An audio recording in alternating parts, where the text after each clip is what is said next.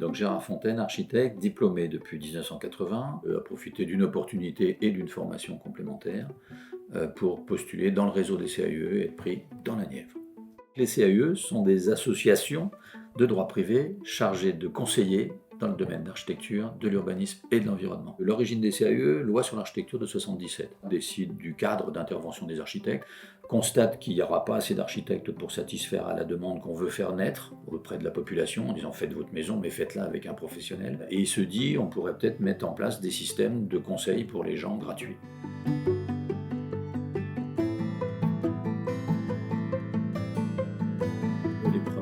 Indications sur la tendance au réchauffement climatique et la lutte contre les dépenses d'énergie excessives sont arrivées aux oreilles des gens du CAUE. Donc la façon de prendre en compte ces considérations dans la conception d'un projet. En matière d'environnement et d'énergie, on sensibilise.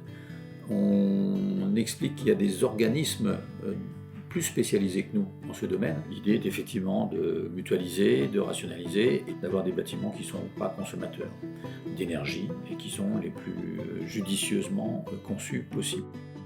En l'occurrence sur la maison médicale de la Charité, on a sur la Charité une grosse société qui travaille le bois. Et on part en bois, on part décollé du sol et on part orienté pour profiter au maximum des rayons solaires. On profite des rayons soleil non seulement sur les ouvertures, mais en même temps en ayant installé sur les toitures des capteurs solaires pour pouvoir faire de l'énergie et de l'eau chaude sanitaire. En architecture, c'est vrai qu'il faut aider les gens à être économes dans leur comportement. Alors on n'est pas responsable de tout non plus. Et le réchauffement de la planète, c'est pas parce qu'on a laissé tourner son moteur dans le garage pour dégivrer le pare-brise en plein hiver qu'on l'a contribué lourdement. Mais je crois que c'est vraiment des petites prises de conscience individuelles qui sont à faire, et plus particulièrement dans le domaine du bâtiment.